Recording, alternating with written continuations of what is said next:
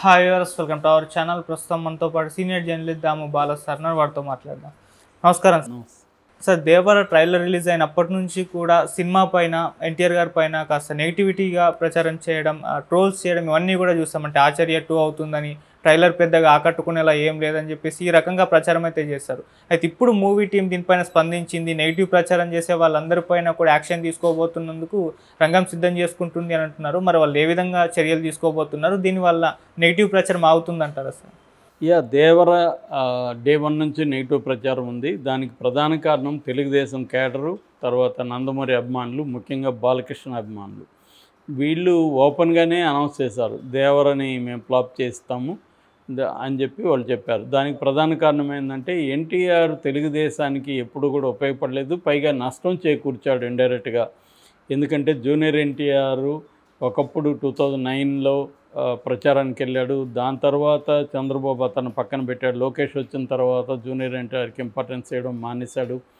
దాంతో జూనియర్ ఎన్టీఆర్ కూడా హర్ట్ అయ్యాడు. అప్పట్లోనే అతనికి 19 ఏళ్ళు ఉన్న టైంలోనే అందరూ కూడా చుట్టూ ఉన్న వాళ్ళంతా కూడా ఇతన్ని సీఎం అనడం, కాబోయే సీఎం అనడం ఇలాగా ఉండేది.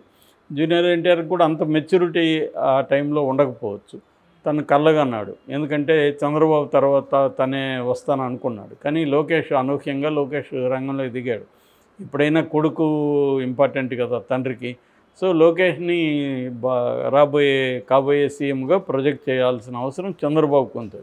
అందువల్ల ఆటోమేటిక్గానే తను పక్కన పెట్టాడు. స్వయంగా బాలకృష్ణనే ఎంత జాగ్రత్తగా చంద్రబాబు డీల్ చేస్తున్నాడో మనం చూసాం. బాలకృష్ణని తనకు పోటీ కాకుండా కంట్రోల్ చేయగలిగాడు చంద్రబాబు. అతని కూతుర్ని తన కొడుకు పెళ్లి చేసుకోవడం ద్వారా బాలకృష్ణని దూరం పెట్టగలిగాడు. ఎంత దూరం ఉండాలో అంత దూరం ఉంటాడు. అందుకని ఆ మధ్య చంద్రబాబు జైల్లో ఉన్నప్పుడు కూడా బాలకృష్ణ రంగంలోకి దిగుదామని అనుకున్నా కూడా ఆ అవకాశం బాలకృష్ణకి ఇవ్వలేదు చంద్రబాబు. ఎందుకంటే బాలకృష్ణకి పొలిటికల్గా ఆయన తెలుగుదేశానికి మైనస్ అవుతాడు తప్ప ప్లస్ గాడు అనే క్లారిటీ చంద్రబాబుకు ఉంది. రెండోది, రేపొద్దున బాలకృష్ణ యాక్టివేట్ అయితే లోకేష్కి ఇబ్బంది అనేది కూడా ఉంది. అందుకని చంద్రబాబు ఏంటంటే బాలకృష్ణనే దూరం పెట్టినోడు ఎన్టీఆర్ని ఎందుకు దగ్గర పెడతాడు కాబట్టి దూరం పెట్టాడు. సో ఎన్టీఆర్ ఏంటంటే తను సెకండ్ ఫీల్డ్ అంటాం. సెకండ్ ఫీల్డ్ అంటే లోకేష్ కింద పనిచేయాలి. అది తనకి ఇష్టం లేదు. చేస్తే మనం ఇండిపెండెంట్గా ఉండాలి. చంద్రబాబు తర్వాత మనం ఉండాలి. కానీ చంద్రబాబుకి సేవ చేసి లోకేష్కి సేవ చేస్తే మన కెరీర్ ఏముంటుంది అనేది జూనియర్ ఎన్టీఆర్కి వచ్చింది. Junior NTR point of view నుంచి చూస్తే అది కరెక్టే. తను ఎందుకు ఉండాలి? సో తను సైలెంట్గా ఉన్నాడు. అయితే ఈ సైలెన్స్ అనేది ఒక్కోసారి తెలుగుదేశానికి ఇబ్బంది అవుతుంది. ఎందుకంటే వైసీపీ దీన్ని ఏదో ఒక రకంగా ప్రొవోకేట్ చేసి ఉపయోగించుకోవడం మొదలుపెట్టింది. అంటే జగన్తో జూనియర్ ఎన్టీఆర్ ఫోటోలు పెట్టడం ఇలాగా. సో దాని తర్వాత ఎక్కడ చంద్రబాబు కానీ లోకేష్ కానీ సభలు పెట్టినా, పాదయాత్రలు చేసినా అక్కడంతా జూనియర్ ఎన్టీఆర్ బ్యాచ్ని ఒకదాన్ని దింపి అక్కడ స్లోగన్స్ ఇప్పించడం, కటౌట్లు పెట్టించడం ఇవన్నీ వైసీపీ వాళ్ళు చేయించారు. దీంతో తెలుగుదేశంలో ఒక యాంటీ వర్గం ఉంది. లోకేష్ మీద ఎవరికి నమ్మకం లేదు, జూనియర్ ఎన్టీఆర్ని దింపండి అనే స్లోగన్స్ ఇప్పించడం ద్వారా జనాల్లో లోకేష్ని ఒక బఫూన్ లాగా క్రియేట్ చేయడం, పప్పు అనడం, ఇతను దేనికి పనికిరానడం ఇవన్నీ వైసీపీ ట్రై చేసింది. కానీ అవేవి ఫైనల్గా పనిచేయలేదు. చంద్రబాబు వ్యూహాలు, చంద్రబాబుకున్న మీడియా బలం, లోకేష్ కూడా కొంత కష్టపడడం, జనాల్లోకి వెళ్ళడం, బాడీని మార్చుకోవడం ఇవన్నీ లోకేష్ వైపు నుంచి చేశాడు. మీడియా, తెలుగుదేశం వర్గాలు కూడా లోకేష్ని ఎలివేట్ చేశాయి. అలాగే ఇప్పుడు లోకేష్ ఒక సీరియస్ నాయకుడిగా రంగంలోకి దిగాడు. సో ఈ కాంటెక్స్ట్లో పవన్ కళ్యాణ్ తీసుకురావడం ద్వారా చంద్రబాబు అసలు జూనియర్ ఎన్టీఆర్ అవసరం లేకుండా చేయగలిగాడు. పవన్ కళ్యాణ్ ఉన్నప్పుడు ఇంక జూనియర్ ఎన్టీఆర్ అవసరమేం లేదు. పవన్ కళ్యాణ్ అడిషనల్ అడ్వాంటేజ్ ఏంటంటే పవన్ కళ్యాణ్కి ఒక కులం, ఆ కులం కూడా అనేక కులాల సమాహారం, సామాజిక ఇదన్నమాట. అందువల్ల కాపు సామాజిక వర్గం ఆయనకి బలంగా ఉంది కాబట్టి అది 20-25% ఓట్ షేర్ ఉంది ఆ కులానికి. కాబట్టి అది కూడా ఉపయోగపడుతుందని ఒక ప్లాన్ వేసుకొని సక్సెస్ అయ్యాడు ఆయన. కాబట్టి జూనియర్ ఎన్టీఆర్ ఇప్పుడు తెలుగుదేశానికి పెద్ద ఉపయోగం అయితే లేదు. అయినా కూడా చంద్రబాబు జూనియర్ ఎన్టీఆర్ని తెలుగుదేశానికి ఉపయోగించుకుందామని ఎలక్షన్ ముందు కూడా పెద్ద ఎన్టీఆర్, సీనియర్ ఎన్టీఆర్ సజ్జన్స్ కూడా పిలిచాడు. అయినా జూనియర్ ఎన్టీఆర్ వెళ్ళలేదు. అట్లాగే వాళ్ళ అక్క సుహాసిని ఇక్కడ కూకట్పల్లిలో నిలబడినప్పుడు కూడా వెళ్ళలేదు. అంటే క్లియర్గా జూనియర్ ఎన్టీఆర్ చాలా స్ట్రిక్ట్గా దూరంగా ఉండిపోయాడు. అట్లాగే భువనేశ్వర్ మీద వచ్చినప్పుడు కూడా ఏదో నార్మల్గా స్పందించారు తప్ప గట్టిగా లేదు. అట్లాగే చంద్రబాబు అరెస్ట్ని కూడా ఏమాత్రం కనీసం ఒక బంధువుగా కూడా దాన్ని ఖండించడం కానీ అక్కడికి వెళ్ళడానికి ట్రై చేయడం కానీ ఏమీ చేయలేదు, పరామర్శించడం కానీ ఏమీ చేయలేదు. సో దానివల్ల చాలామందికి తెలుగుదేశం వాళ్ళకి ఇటు నందమూరి ఫ్యామిలీకి జూనియర్ ఎన్టీఆర్ మీద తీవ్రమైన కోపం అయితే ఉంది. ఓకే. సో నీకు చంద్రబాబు ఏమన్యాయం చేశాడు, నీకు నందమూరి ఫ్యామిలీలో నేను దూరం పెడితే నందమూరి ఫ్యామిలీలో నేను ఏకం చేశాడు, నీకు మంచి సంబంధం చూసి పెళ్లి చేశాడు, నిన్ను ఎలివేట్ చేశాడు చంద్రబాబు. కానీ నువ్వు అత్యాశకు పోయి నేను సీఎం కావాలనుకుంటే ఎట్లా కుదురుతుంది? కాబట్టి నీ స్థాయి ఏంటి, నీ పొజిషన్ ఏంటి, అంతవరకు నువ్వు ఉండాలి. కానీ నువ్వేవో ఎక్కువ ఊహించుకొని అది చేయలేదని నువ్వు తెలుగుదేశానికి నష్టం చేస్తే మేమెందుకు ఊరుకో ఉండాలనేది వాళ్ళ లాజిక్. రెండవది, జూనియర్ ఎన్టీఆర్ని వైసీపీ ఉపయోగించుకుంటే ఎప్పుడు కూడా జూనియర్ ఎన్టీఆర్ ఖండించలేదు. సో దానివల్ల కూడా తెలుగుదేశం శ్రేణుల్లో కోపం ఉంది.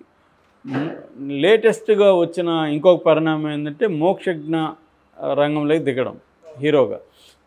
దాంతో వాళ్ళకి అనివార్యంగా ఇప్పుడు బాలకృష్ణ లేదా నందమూరి రిప్రజెంటేటివ్ నెక్స్ట్ రాబోయే hero junior NTR versus Mokshagna అన్నప్పుడు మోక్షజ్ఞనే ఎలివేట్ చేయాల్సిన అవసరం వాళ్ళకు ఉంది. ముఖ్యంగా బాలకృష్ణ ఫ్యాన్స్కి మోక్షజ్ఞని ఓన్ చేసుకొని మోక్షజ్ఞని నందమూరి వారసుడు, రియల్ ఎన్టీఆర్ మోక్షజ్ఞ అని చెప్పాల్సిన అవసరం వాళ్ళకు ఉంది. అందుకని మోక్షజ్ఞ పేరును కూడా మార్చేసి నందమూరి తారక మోక్షజ్ఞ తేజ అని ఒక పొడుగు పేరు పెట్టి, సో అసలైన నందమూరి తారక మోక్షజ్ఞని జూనియర్ ఎన్టీఆర్ కాదు, అతను ఫేకు, అతను అఫ్సిల్ మదర్ కూడా కాదు ఆమె, ఇలాగా ఒక నెరేటివ్ని తీసుకొచ్చారు. సో ఇప్పుడు జూనియర్ ఎన్టీఆర్ సైలెంట్గా ఉన్నాడు, రాజకీయాలకు దూరంగా ఉన్నాడు, తన సినిమా కెరీర్ మీద దృష్టి పెట్టాడు. కానీ ఇప్పటివరకు జూనియర్ సినిమా కెరియర్ని తెలుగుదేశం వాళ్ళు కానీ నందమూరి వాళ్ళు కానీ అటాక్ చేయలేదు. ఇప్పుడు ఎందుకు అటాక్ మొదలు పెట్టారంటే మోక్షజ్ఞ రంగంలోకి వచ్చారు. మోక్షజ్ఞ పైకి రావాలంటే జూనియర్ ఎన్టీఆర్ని కిందికి తీయాలి. సో ఈ టెక్నిక్ ఆల్రెడీ బిగినింగ్లోనే 2001లోనే తారక రత్నతో చేశారు. 9 సినిమాలు ఒకే రోజు తారక రత్నతో చేశారు అప్పట్లోనే. అది ఫెయిల్ అయింది. ఇప్పుడు మళ్ళీ వీళ్ళు ట్రై చేస్తున్నారు. అందుకని ఇప్పుడు 6 ఏళ్ల తర్వాత సోలో హీరోగా జూనియర్ ఎన్టీఆర్ వస్తుంటే ఈ సినిమాని ఫ్లాప్ చేయడం ద్వారా జూనియర్ ఎన్టీఆర్ కెరీర్ని డౌన్ చేస్తే మోక్షజ్ఞాన్ని పైకి తీసుకురావచ్చు అన్న ఒక వ్యూహంతో బాలకృష్ణ ఫ్యాన్స్ కావచ్చు, నందమూరి ఫ్యాన్స్ కావచ్చు, తెలుగుదేశం కేడర్ కావచ్చు ట్రై చేస్తున్నారు.